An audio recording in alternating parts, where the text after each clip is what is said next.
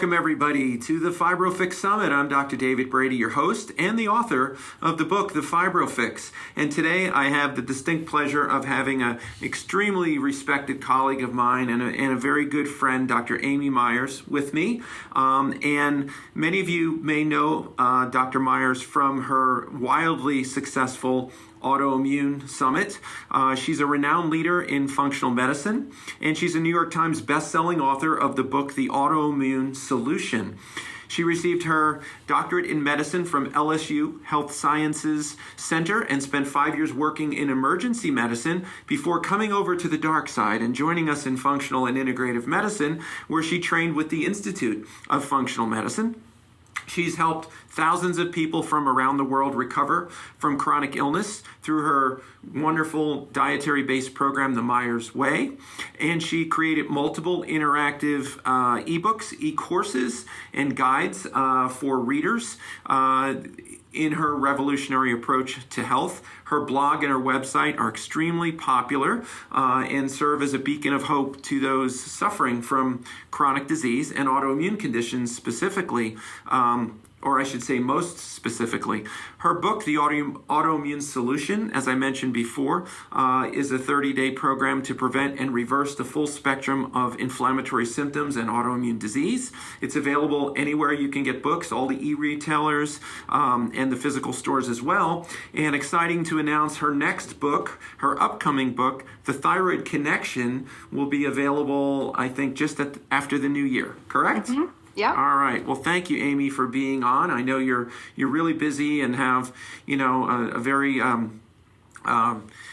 busy life and practice and all of that you're trying to fit something like this in. So we appreciate you being with us today. I'm really happy to be here. Thanks so much for having me. And, one of the reasons you were the perfect, expert to have on in this summit is because, as I've talked about with many of the other experts, this thing we call fibromyalgia has become, because doctors really don't understand it that well, patients are confused, doctors are confused, it's become sort of this wastebasket diagnosis, as we said. Someone comes in, particularly if it's a woman, middle-aged woman, she's tired, she's achy, has cognitive dysfunction, has vague gut problems, maybe has anxiety, she ticks enough boxes, they just get thrown the fibromyalgia label, and it may be true that they have classic fibromyalgia and this central pain processing disorder, but even very good studies have shown that the vast majority of people that get that diagnosis or label are actually suffering from other conditions that have not been adequately identified. And that includes things like thyroid issues, autoimmune disease, things that you're an expert in. So that's why I wanted to have you on. So the first thing I guess I wanted to ask you is if you agree with that assessment or not. Is that what you see in your practice? Absolutely. It's really kind of funny. I remember when I was an ER doctor and somebody with fibromyalgia, who would frequent the ER because they weren't getting answers from their regular doctor and they were clearly in pain, would come in and we would all just sit back and roll our eyes thinking, oh, here's that person back again, just wanting their Dilaudid or their Percocet or their whatever. And there were some of my least favorite patients in the sense that I could do nothing for them, and at that point I didn't know, my intuition was like, this is a real situation, but I don't really know what's going on and I don't know what to do for this. So it was kind of scary. And then when I moved into functional medicine, they became some of my most favorite patients because they had been everywhere and they weren't getting anywhere other than on antidepressants and pain medications.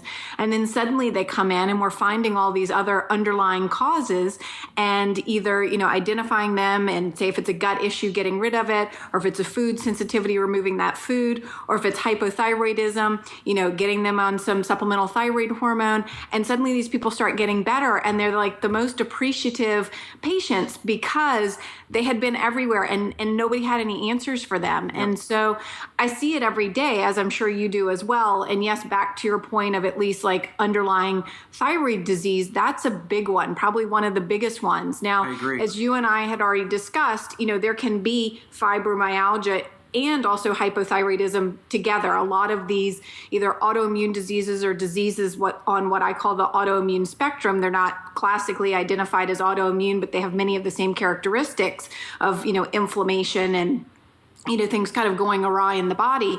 Concurrently, many people have 2 or 3 of these illnesses. So often I see it either fibromyalgia and the hypothyroidism, and then we're working to again figure out what are the underlying causes to help relieve that fibromyalgia. And for other people, it simply is undiagnosed hypothyroidism that can have a lot of these similarities: the brain fog, the depression, the fatigue, the pain, bowel issues. And you get them on, still we do the whole functional medicine workup and remove the foods and stuff and fix the gut, but you get them on some supplemental thyroid hormone and they're new people and their symptoms completely resolve. Yeah, I've seen the same thing. And, it's amazing how much thyroid, insufficiencies. I won't even say overt hypothyroidism in the classic medical sense, with the elevated TSHs and the low T4s and all that. But it's amazing how many people just feel like they got hit by a train and they get thyroid lab work done, with just a TSH or something, and they're told everything's fine. But when a functional or integrative medicine doctor looks more closely at all those hormones and the different conversions of them and all, which we'll get into, that when you do something as simple as bring their thyroid up higher within the normal range, never making them hyperthyroid, that the lights could come on and they literally can become a different person. Mm-hmm. It's definitely one of, I have a couple of things in my arsenal that are just really big impact. In the beginning of my practice, it was gluten and dairy. Now, many of the people coming to see me have already read my book and they've been off gluten and dairy. So some of the easy ones I no longer get, the low-hanging fruit is already been picked, right? But in the beginning, gluten and dairy were really big ones, and, just changing the diet. Treatment of yeast overgrowth or candida can be a really big one for most postmenopausal women: progesterone and then thyroid hormone. Those are probably 4 things I can think of right off the top of my head that are just game changers for a lot of people. Right. And, it's really difficult for me to even frame up why there's been such a resistance in the conventional approach in medicine to understand this, and to, so many patients I know are going to endocrinologists or family physicians after they've been to a doctor like us and telling them, what has happened. And, they just seem so resistant to the idea that there may be, an opportunity to optimize someone's thyroid instead of just making sure it's not so far in the tank that it meets some criteria of overt hypothyroidism. But they just, I remember when I was still practicing in Houston, it was over 20 years ago, and we had a patient, who was this sort of scenario. She was on Synthroid, and so she was actually on hormone replacement, but on synthetic T4, and she just still felt like she got hit by a train. And we worked with her, got her on, an Armour or T4, T3 combo. And then she wanted me to call her endocrinologist. And this was a pretty prominent endocrinologist in the Houston Medical Center. And I said, I don't really want to, but if you really want me to, I will. She just insisted that I called him to tell him, how she got better after she had seen him many, many times and was on Synthroid. And I told him, listen, I'm calling you because the patient wants me to, but she wanted me to tell you what we did and how she recovered. And I remember him saying to me, oh, you have her on Armour thyroid? I was like, yeah. He goes, isn't it that pig hormone? And I said, well, it is. And you know what he said to me, Dr. Meyer? He said, what if the pig is hypothyroid? And I was stunned. I was like silence on the phone. And I said, well, I'm pretty sure they don't just tackle a pig and lop out the thyroid, grind it up and give it to someone. And I'm sure they probably take thyroid tissue from a lot of pigs, purify it. It's a pharmaceutical after all, a legend item. There's quality control on it. Right. So I would assume if one pig is hypothyroid, it would all come out. I think they probably at least mixed a bunch of them all up in a bucket, But it's stunning, Right. When before synthetic hormones were available, and I'm not sure exactly when, Synthroid or synthetic thyroxine became available, but I don't think it was much before the early 70s or late 60s. I'm not sure exactly, though, but I know that prior to that, these porcine-based hormones or animal glandular-based hormone preparations were pretty much the only way you did hormone replacement in in humans, and it worked very well. I mean, it got people better. So do you use those? What kind of thyroid medicines do you use commonly in your practice in different scenarios? Yeah, so I mean, I write about this in my book, that I feel like in a lot of cases, conventional medicine is really stuck on the synthetics, whether that's Synthroid or Levoxyl or Tyrosint. And maybe if they're even open to giving some T3, then they're open to Cytomel. Right. And then all the functional sort of integrative doctors, not all of them, but they get really set on the natural and having this desiccated pig, whether it's Armour or Nature Throid, and even sometimes if something really needs to be tweaked, some compounded T4 and T3. Right.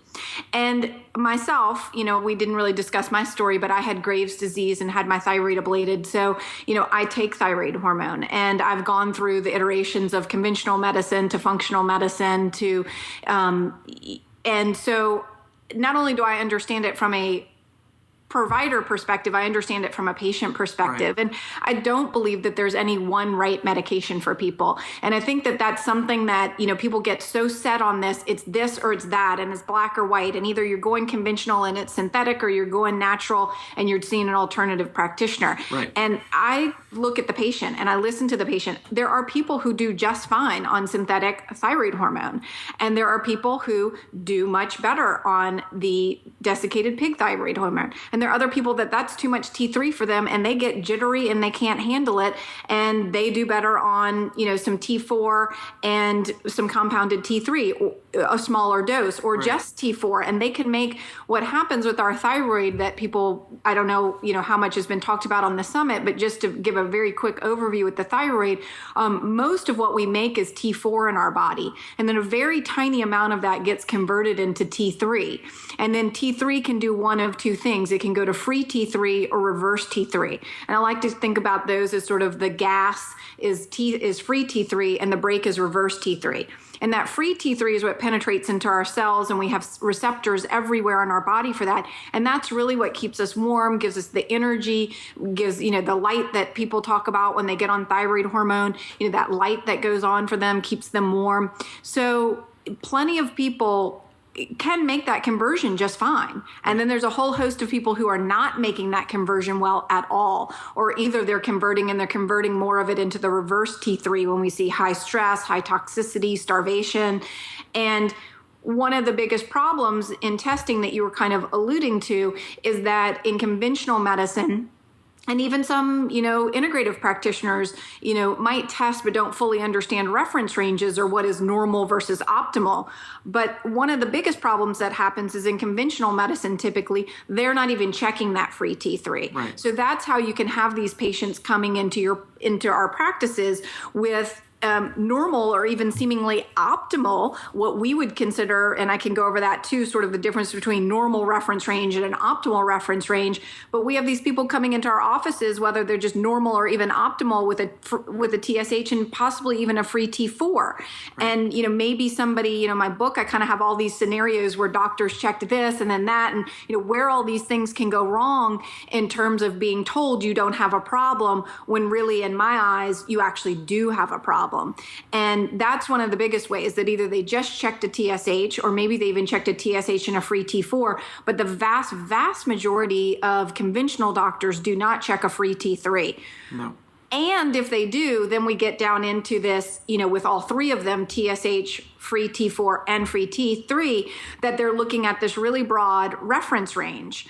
And we have learned in functional medicine about a much more optimal range. I mean, even back in 2003, the Academy of Clinical Endocrinology suggested that the traditional reference range was way too large. Right. Because what they realized when they were creating this reference range is they had accidentally included people with thyroid dysfunction in it. Right. And so the reference range is depending on your lab, 0.4 up to, 4.5. And they said, something down to, whatever it is, 0.4 to 3.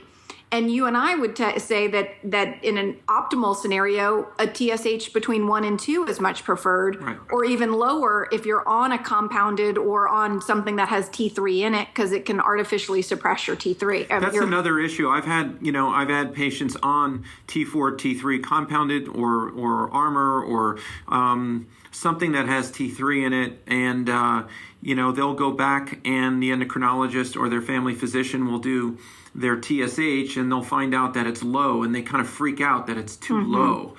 How do you feel about TSH being too low? If you're on hormone replacement therapy, to me it seems very much sort of an artifact of being on the therapy, right? Yeah. So certainly that's where I, again, in all of this, listen to the patient, right? I mean, if somebody's feeling hyper and their TSH is low, we're going to lower that down. If they're feeling great, we're going to keep that where it is.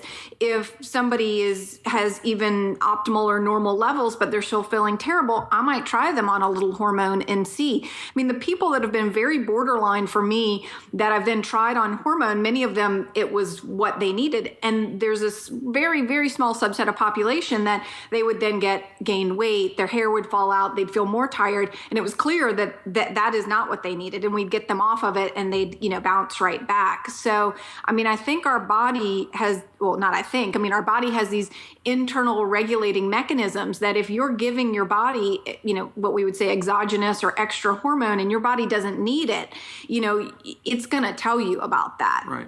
And let you know that wasn't the direction to go in. Well, I'm glad you brought up that whole issue of there's no one perfect medication or therapeutic agent because, like you, I have that experience. I have a lot of patients who come in already on Synthroid, or we diagnose them with hypothyroidism, and they don't seem to have a conversion problem. They're just flat out just not making enough T4.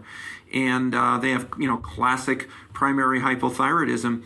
And many of those patients, they do quite well on Synthroid, or, they come in on Synthroid, time-release Cytomel-like combinations. And if they're fine, their labs are good, they feel good, I don't go changing that just to get them on Armor or get them on Nature-Throid because it's sort of what we do. So I agree with you. I think no doctor should have sort of an agenda that's outside of what's best for the patient. But then we've all seen those patients on something like Synthroid, and when you do their labs, their T4s are fine, but their T3s are just in the tank, and they're simply not converting that over. Right. And as you said, it's the free T3 where the rubber meets the road, right? That's the thing that's the rocket fuel, if you will, that docks into the nuclear receptor and upregulates all metabolism and brings the lights on. So you therefore you have to look at the T3 levels, total and free, I think, and then reverse, at least in the beginning, to see what their ratio is of, like you said, gas to brake. And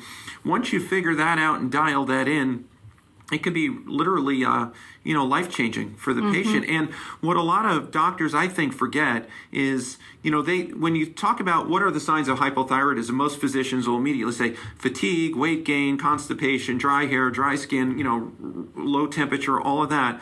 But what they don't usually rattle off is myalgia, arthralgia, all the achiness and pain kind of stuff, which is documented very significantly in hypothyroidism. And if you add all of those symptoms that we just said, including, the pain and the myalgia with the fatigue, with, the cognitive dysfunction, with, a slow bowel, and slow peristalsis, and it's a woman, and women are much more susceptible to hypothyroidism, just like they are fibromyalgia, you can see where it's one of the top 3 what I call masqueraders of fibromyalgia. It's one of the most common things that will get someone a diagnosis of fibromyalgia when they really have something else. Or as you said, it's not uncommon to have those things coexisting because, the patient always has the right to more than one disorder at any given time, as we say, right? Yeah. Okay. So what are some, you talked about these conversion problems, right? Not being able to take the majority of the hormone produced by the thyroid being T4 or thyroxine and convert it over to T3. And we know this involves certain enzymes, the deiodinase enzymes, that are kind of susceptible to derangement or downregulation. And do you have any thoughts on what sort of gets in the way of people properly converting? Yeah, I mean, there are a number of things. Stress can do that for you. Certain nutritional deficiencies, zinc, vitamin A, vitamin D. You need tyrosine to be making your thyroid hormone in the first place. You need iodine. Certainly heavy metals. Even the thought is that viruses can get in there and derange the system. Mycotoxins, heavy metals, mycotoxins and molds. Right. Very classic. Lyme disease. I mean, I see a lot of people with chronic Lyme who've been exposed to toxic molds. Even, it's really when I see these young men coming in and they have hypothyroidism, they have low testosterone. I mean, I'm thinking some sort of either toxic or infectious agent. They're typically interrupting or disrupting that with the sort of, as Dr. Shoemaker talks about, with that chronic inflammatory response syndrome, that ultimately is sort of suppressing all of your hormones across the board. Right. So those are kind of the things that I think of off the top of my head: nutritional deficiencies, infections, toxins, stress. All the things I write about in my book. Yeah, and it's well known that cortisol, is a sabotager of the conversion from T4 to active T3 or free T3, where it's affecting the 5' dehydrogenase enzyme, where the sister enzyme that produces reverse T3 does not seem to be as susceptible to the effects of stress hormones like cortisol. And there is some theories out there that if we're in a chronic stress situation, you go into a catabolic state, you're sort of eating yourself alive, if you will. And that's sabotaging the conversion to active T3 is a way to slow down your metabolism, so you eat yourself alive slower until you get out of stress, the stressful situation, and are able to recover.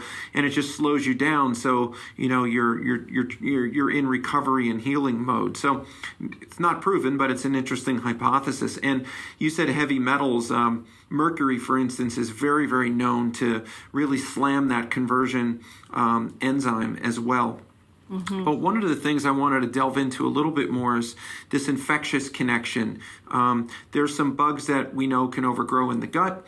There's chronic viruses that can affect thyroid function. How much do you see that? Do you look for those things? Do you find those things? I do. I mean, one of the classic examples that I don't actually usually find is Yersinia, right. Which is known to be, through molecular mimicry, is the thought with both Hashimoto's and Graves'. And that is an infection typically that you can get from eating seafood, oysters specifically, and found in the gut, though I've only seen it one time, but there is, in all the literature, it's written about this infection. And if people haven't heard of molecular mimicry yet on your summit, I'll just explain that, a molecule of this bug or this infection bacteria can look very similar to the thyroid tissue. So when the body's immune system goes in to fight off or kill off this foreign invader, Yersinia, it accidentally attacks your thyroid. It's one of the mechanisms surrounding gluten as well. It's right. In the literature about the gluten molecule looking very similar to the thyroid molecule. So I write about this a lot as well. And this is one of the theories behind many infections for those people with not only thyroid disease, but autoimmune disease as well. There's a couple of other theories about how infections can, create this heightened inflammation and lead to autoimmunity. But one of the biggest ones is this molecular mimicry. So that one's everywhere in the literature. I don't see it very often. I see it occasionally. I see it enough to where I definitely see that connection, but yeah. It can't be looked at as sort of this monolithic cause right. of autoimmune thyroiditis, because there's a multitude of things like we talked about. And, that molecular mimicry phenomena is not unique to thyroid autoimmunity. Of course, things like Klebsiella and Citrobacter and Proteus being implicated in rheumatoid arthritis and ankylosing spondylitis. And we're making... There's probably a lot of these other associations that we just don't know yet. And in fact, some of them are moving from association to actual causal mechanisms mm-hmm. of action, like P. gingivalis that can grow in people's mouths and cause periodontal disease, produces an enzyme, PAD4, which can actually citrullinate host protein. So one of the tests we do in rheumatoid arthritis is anticyclic citrulinated peptide. And that's that phenomena at work where if a bug is making an enzyme that attaches an extra amino acid to one of our proteins, it doesn't look like it should anymore. And the immune system interprets that as a foreign entity and it attacks that tissue. And in this case, it's occurring in the joints. But the same kind of phenomena could occur with the thyroid as well. And many autoimmune conditions can cause pain. They can cause fatigue. I mean, if you don't think immune activation could make you tired, just think of how you feel when you get the flu or a viral infection, right? You're tired as can be. It's soaking up all your energy. You get myalgias. Your muscles hurt. You sometimes you can't think straight. You're just not in a great state. So that's a ticket to get diagnosed with fibromyalgia if the clinician doesn't really tease through it all. Yeah. Yeah. So, there are all these, it is thought the precipitating factor in some people. I mean, there's transient thyroiditis when someone can even get just the flu or a cold or any other myriad of other viruses. And for other people, it is, as you said, the precipitating factor, Epstein-Barr, the herpes virus, cytomegalovirus, these viruses, either it's that it causes this transient inflammation in the thyroid that then later turns into something, or it resolves. But many of these viruses are part of that herpes virus that live in our body and are sitting there and may become reactivated. And then it may be that you finally, we're in a toxic mold situation and then the virus reactivated. And then here comes the thyroid, at least autoimmune thyroid. There's also a couple studies out there about small bowel bacterial overgrowth and Hashimoto's. And I think it's something like up to 50% of the people with Hashimoto's have small bowel bacterial overgrowth. And about 80% of fibromyalgia patients have SIBO as well. So it's more connections, right? Right. So, I mean, kind of makes sense. Nearly 80% of our immune system's in our gut. But, what is that connection there? So those are more... I'd be curious to know how many people have, candida overgrowth or yeast overgrowth and fibromyalgia as well. I mean, when my people with, when I hear brain fog, it's one of the first things I think. I mean, the number of people in my practice, of course, I'm seeing a very select group of people, but I'm say 70 to 80%, if not higher, of people have, yeast overgrowth in my practice as well. So, by getting rid of, there's not really something that we can do to get rid of herpes or Epstein-Barr. The way that many of us treat that is maybe, obviously figuring out the true root underlying cause, support the immune system, maybe using some natural products to help with that. Right. Many of the pharmaceuticals don't work very well, but certainly with something like yeast overgrowth or small bowel bacterial overgrowth, we can do interventions, whether you're using herbs and natural remedies, or even if you're using prescription medications to eradicate those. And those can, again, be real game changers for people, not only by getting rid of that infection, but by then, getting rid of that dysbiosis or imbalance in the gut, healing the leaky gut, which then, sort of seals up that dam and then, works to improve the immune system. Yeah, that's really interesting, the yeast connection.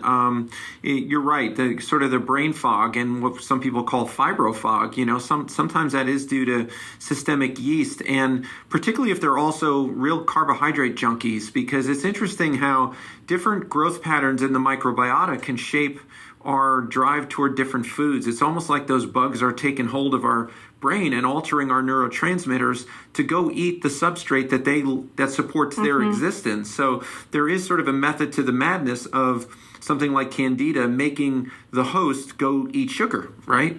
And you see that in animal models and in autism models, but you actually see correlations with different overgrowth patterns in the gut and dietary intake preferences, which is kind of interesting. One bug I just got a paper on recently, which is implicated in Hashimoto's thyroiditis genesis, which I was not aware of. I'm certainly aware of, the Yersinia connection, and then a lot of these viruses, EBV and CMV and HSV, HTLV, and all those, is Blastocystis hominis, a protozoan parasite that now is implicated. I will send you the paper. I'm sure you'll be interested in that. But I see Blastocystis fairly commonly when we're doing these molecular now DNA, much more sensitive stool analysis, and I haven't yet had the paper long enough to have enough clinical experience to find any correlations on my own on how many of these people where we find Blastocystis actually have thyroid, autoimmune thyroiditis. It'd be interesting to go back because it's one of the more common bugs that I do see, on the stool analysis. So that would be interesting to go back and, kind of look at who was diagnosed with that and did they have thyroid disease. Right. And I've had a lot of the experts on the summit. I have a whole sort of day focused on gut and the GI microbiome and, intestinal permeability, because it just attaches to so many, basically all chronic diseases at this point we're finding. We look at issues of how to really reconstitute a better GI landscape, and restore a good microbial balance and eradicate dysbiosis and fix leaky gut. But I think it's important for the listeners to understand that is not an endeavor that involves a magic bullet. It's not like you just take one probiotic or you take one herb to eradicate something, or you take a little L-glutamine and it's all magically better. It's a bit of a process to nudge the GI environment in a new way, because these are patterns that are set in often very, very early in life, and they do run in families. So, you see, autoimmune thyroiditis, right, runs. You'll see patients that come in and you take their family history. Generation. It's in everybody, right?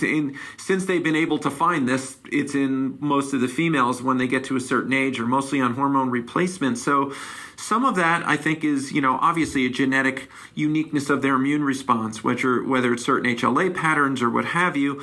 But I think maybe some of it is a sort of susceptibility in their line of harboring these stealth infections, whether they're viral or whether they're bacterial in the gut or fungal.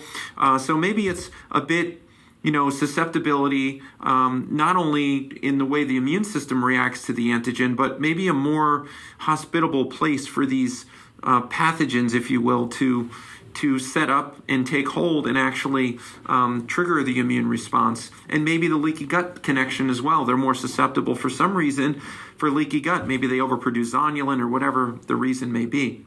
Or they all have a gluten issue. Yeah, or they all have a gluten issue. They all have gluten sensitivity. Yeah, that's an interesting one. There's well-known medical research that has been out for decades, actually, showing that people with really bad gluten intolerances, like frank celiac disease, depending on what literature you look at, anywhere from 10 to 30 times the rate of Hashimoto's thyroiditis, or actually autoimmune thyroiditis in general, Hashimoto's and Graves'. But it makes sense that you can have a gluten intolerance that is far short of developing frank celiac disease, this so-called non-celiac gluten sensitivity, and that you would have a higher propensity to then cross-react to the thyroid. Do you see that? Yes, absolutely. Absolutely. I mean, it's one of the biggest things that I think about is that there's typically, the genetics for gluten sensitivity in that line as well. I mean, it's rare that I actually don't see that. Right.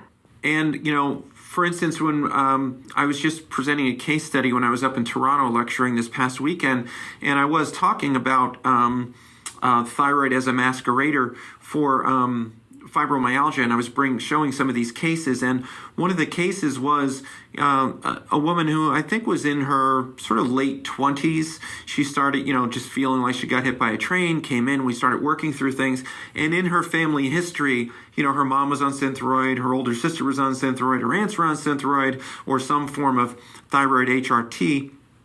And, sure enough, her blood work came back in these patterns we've already talked about. But on the molecular stool analysis, I did find increased Yersinia DNA recovery on her. But at the same time, I found an increased secretory IgA and specifically an increased anti-gliadin secretory IgA. So there was evidence of some level of immune reaction to gluten-containing foods right on the lining of the gut, which can create inflammation, hyperpermeability, or leaky gut. So she almost had this trifecta, right? Clearly, there was a genetic component with all of her family members.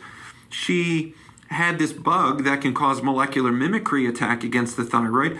And then she was clearly reacting to the foods that we were talking about, in this case, gluten-containing foods, which can stimulate not only leaky gut, but more thyroid, autoimmune activity. So is it any wonder why she was having a thyroid disorder? So sometimes you have to you have to change the landscape of all of those things. It's not just one thing. Absolutely. What about autoimmunity sort of in general? We've been focusing on thyroid, but I know you're really an expert across the spectrum of autoimmune disease, and that is just evidence of an immune system off the rails, right? It's just not working right. It can't adequately discriminate, your own tissue from something it realistically should attack. And we know that the prevalence rates of autoimmune diseases have just skyrocketed in the last 100 years, and particularly the last 50 years. Mm-hmm. And one example is, a classic autoimmune inflammatory disorder like ulcerative colitis, for instance, or just inflammatory bowel disease in general. It's estimated about 100 years ago, at the turn of the 20th century, the incidence was 1 in 10,000. It's now 1 in 250. So clearly genes don't change that quickly. There's a genetic connection, obviously, but clearly there's other things going on in our environment. So can you just talk a little bit about those things as in a more 30,000 foot broad kind of manner? And I know you talk about this in your book, The Autoimmune Solution, but maybe you can go over some of those things as well. Yeah, I think right now we're just kind of in the perfect storm. You're right; rates have increased threefold over the last 50 years for autoimmune diseases. We now have, about 75 to 100 million Americans with them, 150 million people worldwide, and it's not really that we're getting better at diagnosing these things. To some degree, there's maybe some better testing for antibodies, but right. Essentially, no. I think that, I talk about in my book sort of 4 pillars, or in the Autoimmune Summit, I had 5 factors, and that was, diet, gut, stress, infections, and toxins. And if we kind of look at all of those things, we've already just kind of talked about, it's really these bugs are ruling us rather than we're ruling the bugs. We're realizing, just with the biome in the gut and how there are more cells in us and on us of other bugs than there are of our own cells. And more genes too. Yeah. Way more DNA, right? We've talked about all these infections, whether they're actual gut infections or whether they're these viruses, parasites, that all plays a role. Our diet is not what our ancestors was eating. We have genetically modified foods, corn and soy. We've hybridized our wheat. We're using Roundup everywhere. We're eating much more processed foods. We, are having babies born by C-section, tons of antibiotics. Right. We have, 80,000 chemicals out in the world that have barely been tested, much less, together, and the synergistic effect of those. We are living stressed out lives where, we have access to internet and our phones and smart devices everywhere, 24/7. Lack of sleep because of all of that, light pollution, noise pollution. Yep. And then toxins. I have now twice, this, recently been through another exposure to toxic mold. And this is the second time in my life. And, I'm trying to find a place to live. And we're now resorting to potentially be building a house because, the way that we're building construction now with cheap material, we actually found a house that's in the process of being built that we're like, we love, and we walk up and there's mold already all over the board. Especially where you are down south in the Texas area. They're literally just building, the structure is built and nothing else. And I said, if we buy this from you, that entire structure is coming down and all those boards are getting replaced. And if we don't buy this from you, I highly recommend, even if you're not sensitive like me, we live in a hot, humid place, and then they're going to seal it up with Tyvek and create another humid situation, and you already have something moldy sitting right there. So you're going to very energy efficient, but it'll kill you, right? So I'm reading this great book about Adobe housing and stuff. We're not going to go to that extreme, but just things that we can do, to protect me, hopefully, from getting back in this boat. If you have a plumbing leak, there's nothing you can do about that. But you don't need to be creating an environment that is just creating a moldy situation without having a leak, Right. So mold here, at least, is, a really big issue for a lot of people. Lyme's disease, all of these, toxins. So the toxins, the stress, the infections, the gut, and then our diet, and it's just perfect storm. I mean, even in my great grandmother lived to nearly 103, my grandmother into her 96. So these things were not what they were doing. They didn't have all these toxins. They didn't have all this EMF and stress. They were eating real food. Their food wasn't genetically hybridized and modified and have pesticides on it, and their guts weren't leaky. I mean, they were eating, fermented foods and not a high carbohydrate junk diet, and they weren't getting all these antibiotics. And so you can't help but think that all of those factors have just now created the perfect storm. And personally, I think, we and all of our patients and the people listening to this summit are creating this grassroots movement to sort of wake up people. But I think that it's going to go further south before it gets better. I mean, part of that is because of, the powers that be. I mean, these are multi-billion, trillion-dollar industries that have, their tentacles into the political systems and the economic systems, and, big food, big chemical, big pharma, big agriculture. I mean, it's they have vested interest in the status quo and not returning to things that are better for public health, and those interests get in the way of public health policy, and that's unfortunate. You even see it with the brand new released federal dietary guidelines that are here in the United States. They had some incredible nutritional scientists involved in that committee, and they made some really, really sound recommendations. And then after they were done, the politicians got involved, and the lobbyists got involved, and the special interests got involved, and the whole document fundamentally was changed by non-science people. And it's that really has to stop.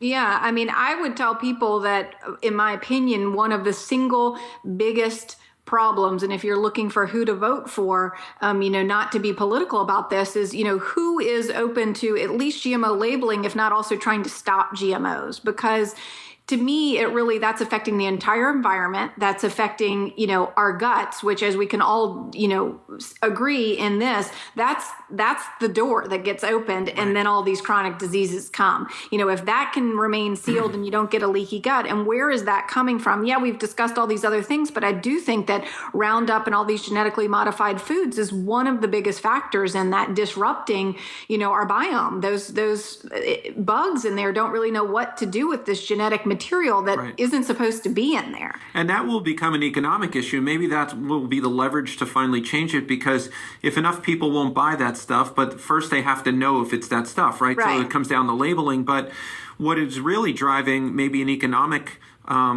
push point for this is a lot of countries around the world will not accept our food anymore as exports, and we export a lot of grains and a lot of things that are genetically modified, and there's been enough countries now adding the list of those who just won't accept American agricultural products because of this GMO situation. So if that gets bad enough and it affects exports enough, maybe they'll rethink it, just if nothing else, if not on ethical and public health terms, maybe they'll think about the almighty dollar, and that'll change it. I mean, I was in the Peace Corps in Paraguay, and my husband and I went back over the holidays to my village and then drove over to Brazil to the falls. And, Paraguay is being destroyed by the soy. They're, I think, one of the biggest exporters now of GMO soy. And they've destroyed the area called the Chaco that was just full of all kinds of animals and rainforest. And it's been completely destroyed. And we saw it. I mean, as we weren't driving through the Chaco, but we were driving to Brazil, and all you see is crops. And I, of course, was asking my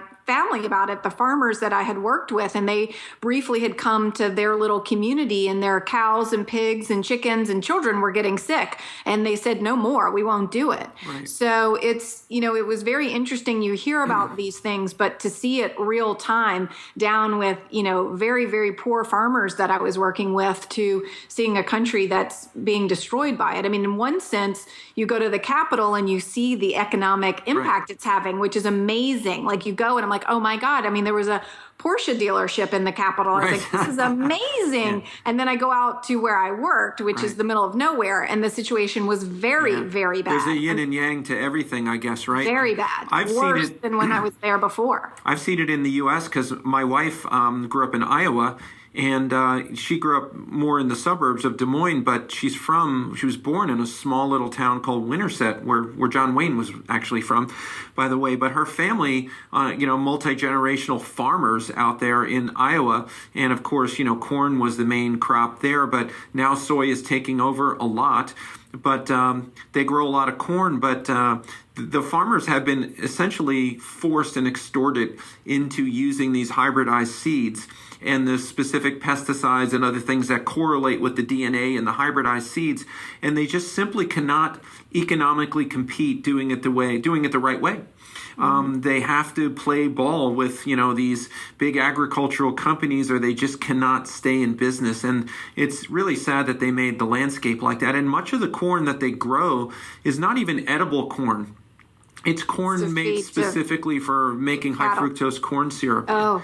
Yeah, or to feed livestock as well. So it's really a totally different industry. And I talked to her uncles, and they're kind of disgusted by it, but they're at the same time, it's sad. They're hemmed in. They don't really have much. Their livelihood. Yeah. I mean, exactly. Well, our time is drawing near to an end here. It's been a fascinating discussion, and you're obviously a wealth of knowledge on this. So I would invite everyone to get your book, The Autoimmune Solution, if they don't have it yet, and read it.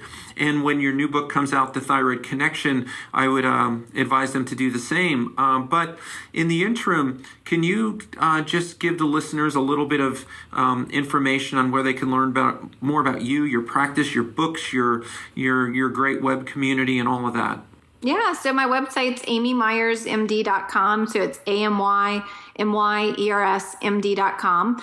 And lots of free resources there, blogs. You can sign up for our newsletter. We send out a free recipe every week, and a blog, informational blog. So we're not trying to spam you, just give you, I'm all about knowledge is power. Right. So really my mission is to empower people through knowledge. So lots of free information there. You can learn about my practice. We see people from all over the country or all over the world, actually.